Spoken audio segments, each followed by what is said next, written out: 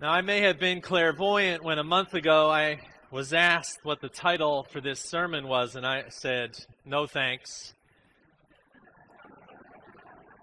I thought I was actually responding to the question, and then it became the title, and more than one of us were confused, but we stuck with it anyway.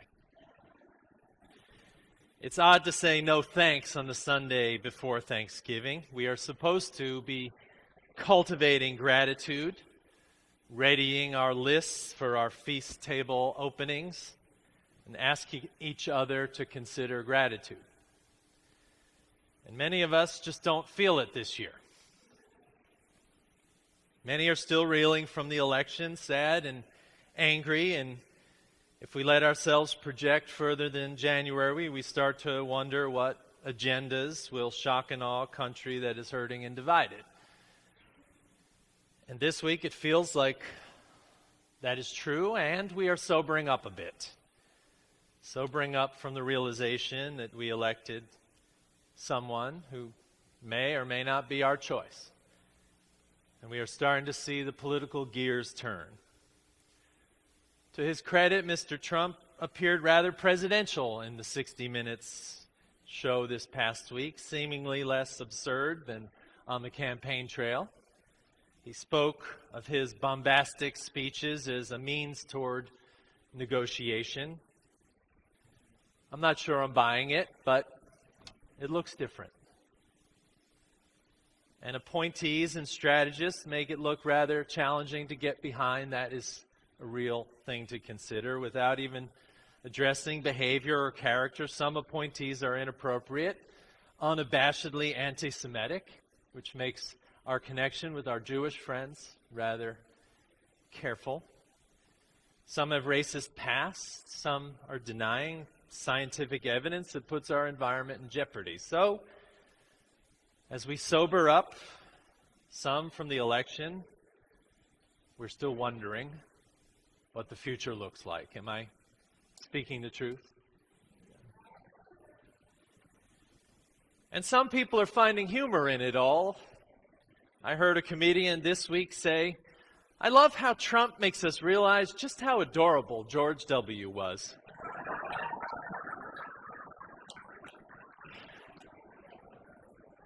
I did have the thought of President Bush on his knees at Highland Park Methodist just up the street right now, praying delightfully, "Thank you, God."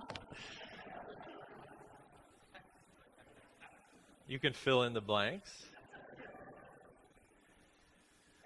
What I see is perspectives vary on what is happening. I've never seen my Facebook feed so filled with opinions and pledges and protests and warnings.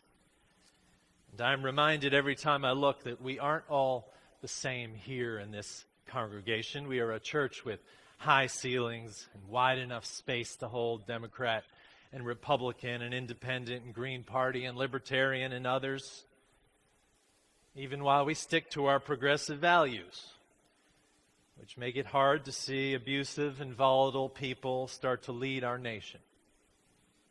Agendas that will potentially chip away at women's rights and deregulate air and water quality controls. So, of course, it feels different to each of us.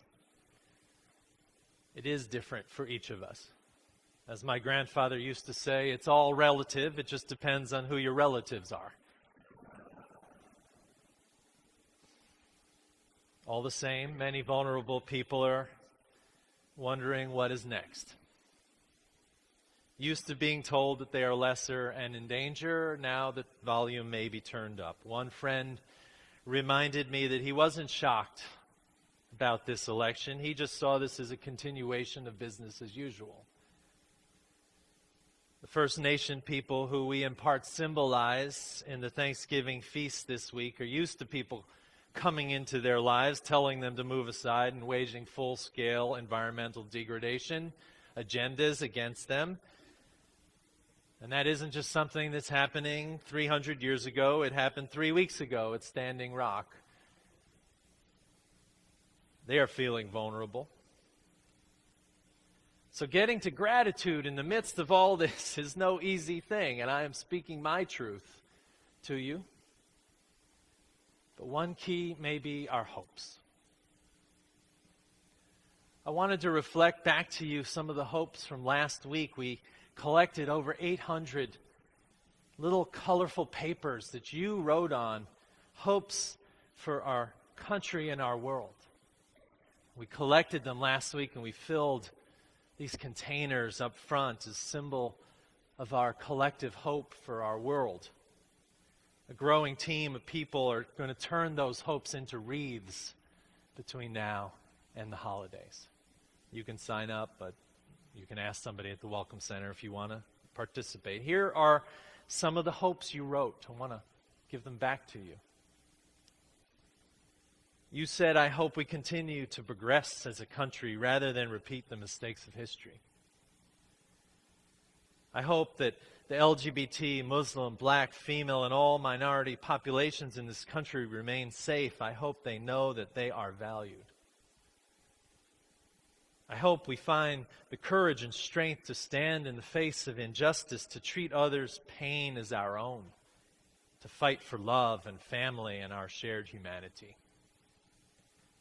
I hope our children are able to see that we are better than hate and fear. I hope people will show up because there's work to be done. I think I wrote that one.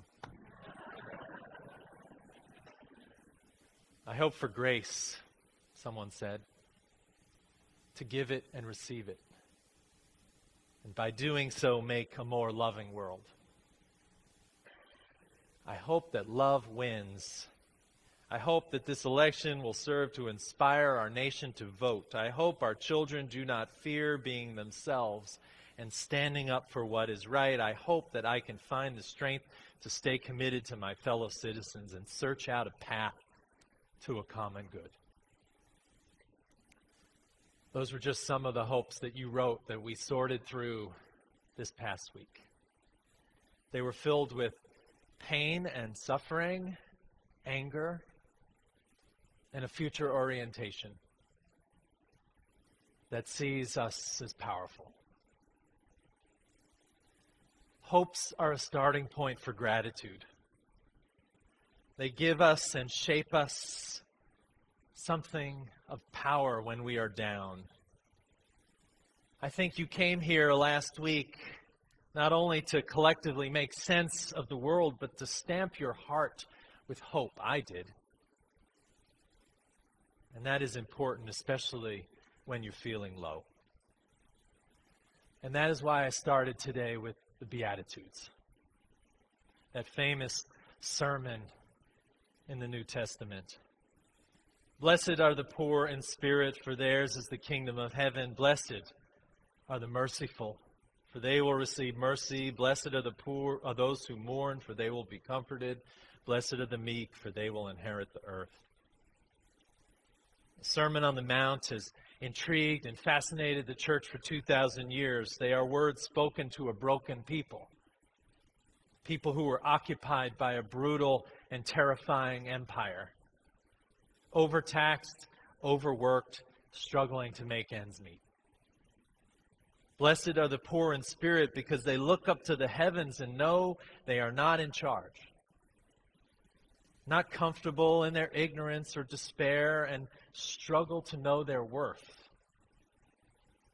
Blessed are the meek in their understanding that power is real and their power is not dependent on title or position or the sword, but in their collectivity.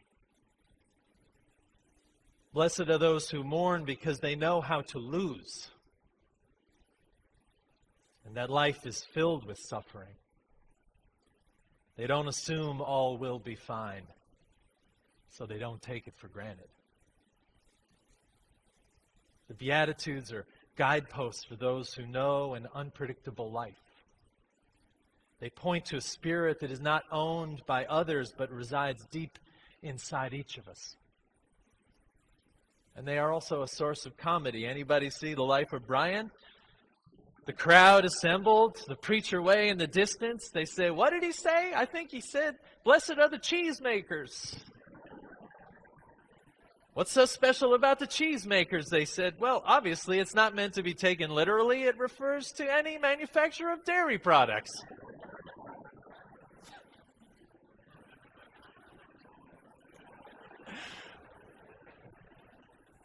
John Cleese and Eric Idle and Michael Palin and the rest of their team had got it right, maybe.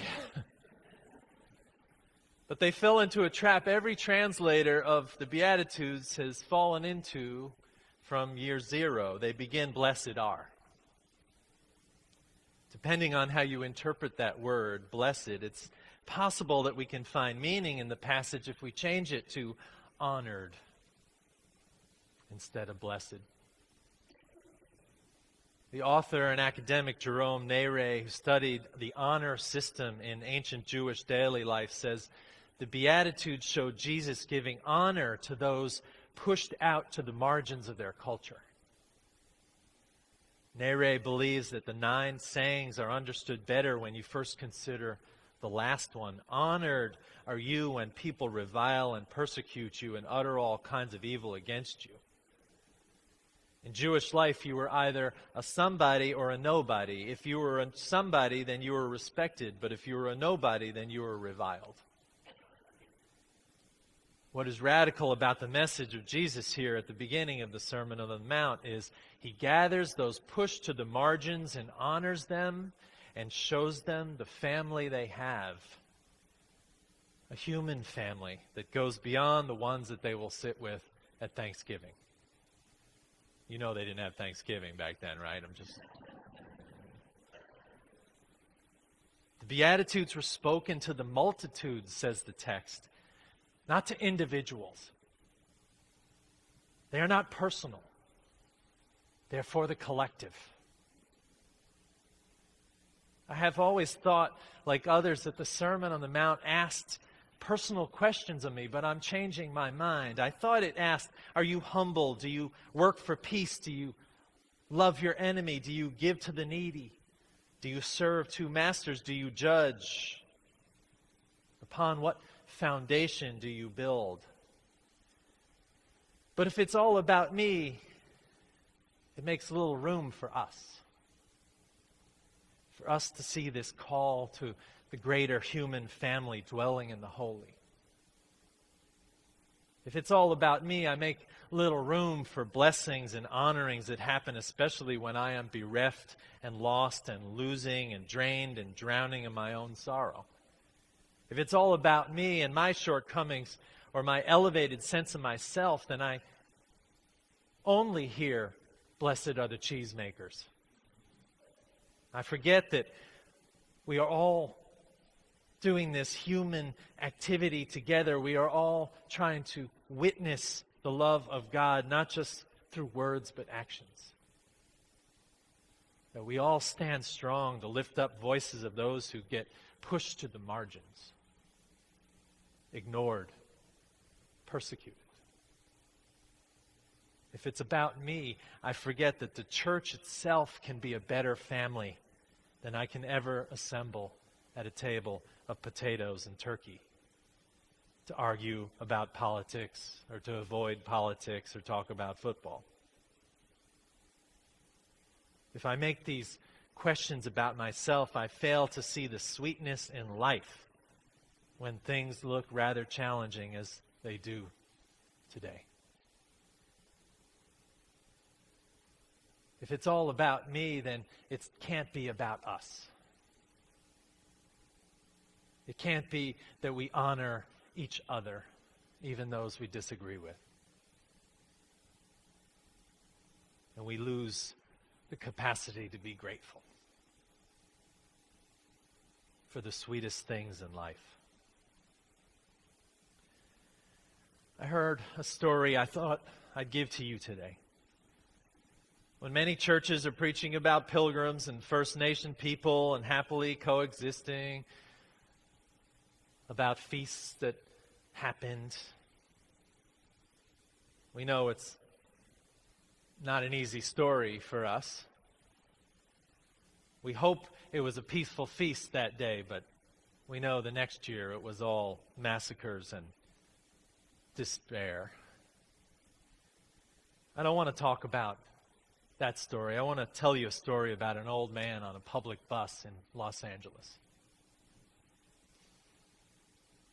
The storyteller spoke of being a 12-year-old whose parents made him take the bus to school when he lived in L.A. Back in those days, the buses were so bad they called them greenhouses on wheels.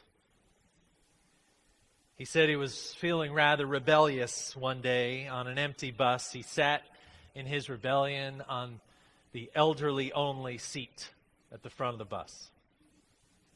Only a 12-year-old could conceive of that. But sure enough, the next stop, on comes a man who was 140 years old. Moving so slowly, the young 12-year-old could hardly stand it. The man climbed on the bus, counted out his fare, one slow nickel at a time,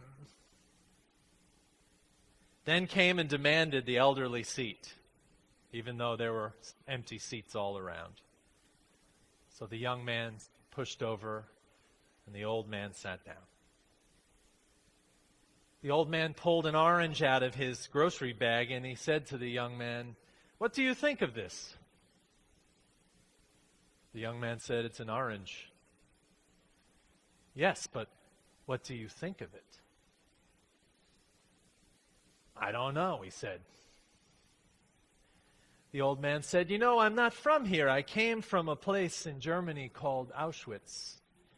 "Did you study the war?" "Yes," he said. "A little bit. I read an article about it." The man says, "You read the article, but did it say it was a black and white place?" The young man said, "Yeah, the pictures were black and white, but the place wasn't black and white." And the old man said, "No, it was black and white. The guards wore black, and their shoes were so shiny black that when we looked in their boots, we saw a white face. Our arms had numbers that were black. Everything was gray. The snow fell. It turned white. The ashes from the smokestacks turned everything black. The food was gray. They boiled potatoes until they dissolved into a gray soup." He said, "To stay warm, I used to walk around and pick up pieces of paper and stuff them in my black and white uniform. And one day I found something I didn't understand. I picked it up and I could hardly see it. I hid it in a wall, in a crack in the wall. They would have killed me to take it. And at night I would pull it out and I would smell it.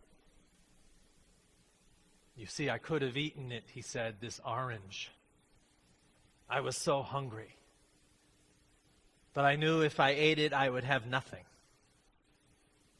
So I would scratch it and close my eyes, and I would be in Palestine under the orange trees. And then I would open my eyes, and I would be back in Auschwitz.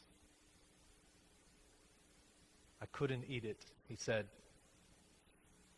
Every night was like that until a very bad day when the guards divided us, some to the showers, some back to work, and I went back to work.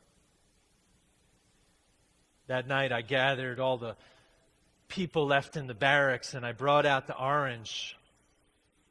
They forgot the color orange. They didn't know what they were looking at, so I passed it around and each of them touched it and rolled it in their hands. And when it came back to me, I peeled it and handed out one slice to each person. We closed our eyes and we ate it.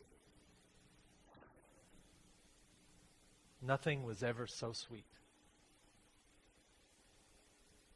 The old man said I kept the peels in my bed to smell them.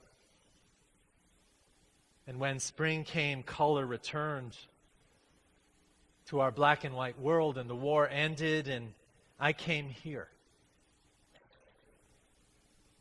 The orange, you see, he said, saved my life. It was an orange of hope. bus stopped. The old man got up slowly, walked to the door, and turned and said to the storyteller, "Young man, remember the sweet things in life."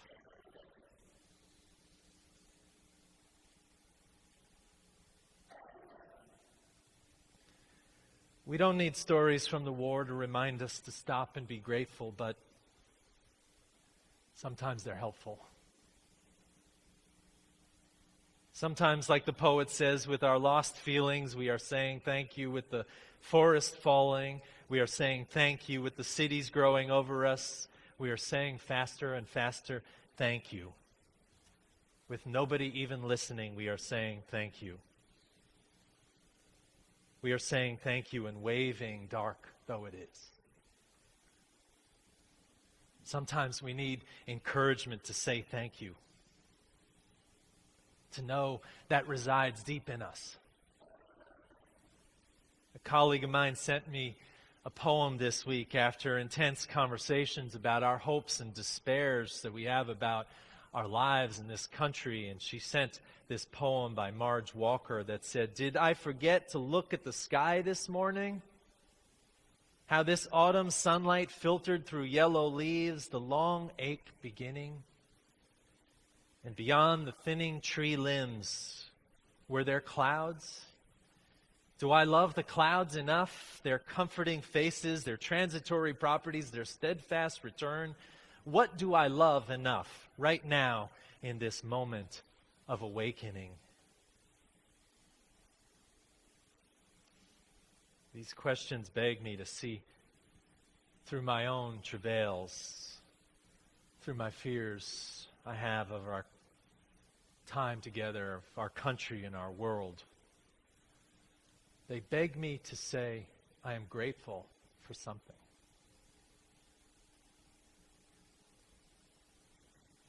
Blessed are honored are the poor in spirit, for they shall know the kingdom and queendom of heaven like no other.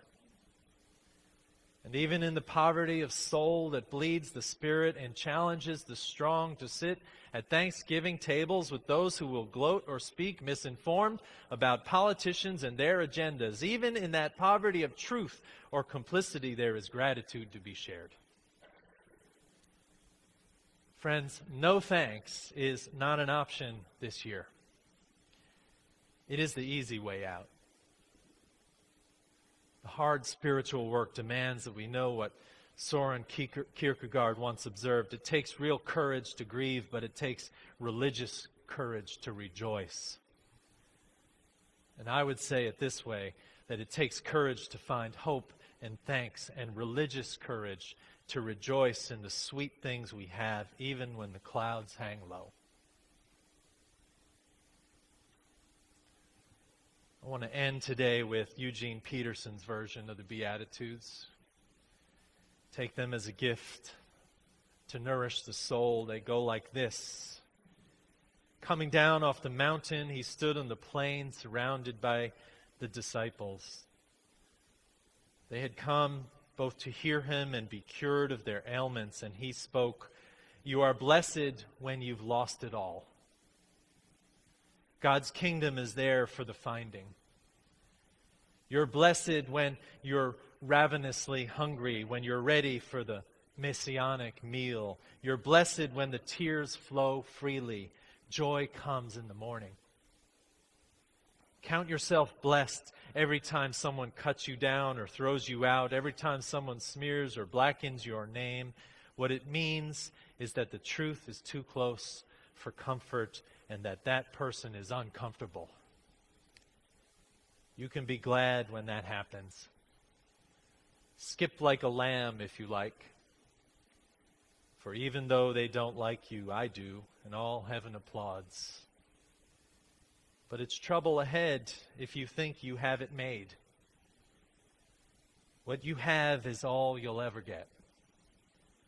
And it's trouble ahead if you're satisfied with yourself. Yourself will not satisfy you for long. And it's trouble ahead if you think life's all fun and games. There's suffering to be met, and you're going to meet it. There's trouble ahead when you live only for the approval of others, saying what flatters them, doing what indulges them. Popularity contests are not truth contests. Look how many scoundrel preachers were approved by your ancestors. Your task is to be true, not popular. Words for the Thanksgiving table, I think. Friends, have a courageous, blessed, honored, and gratitude-filled Thanksgiving this year. I love you. Amen.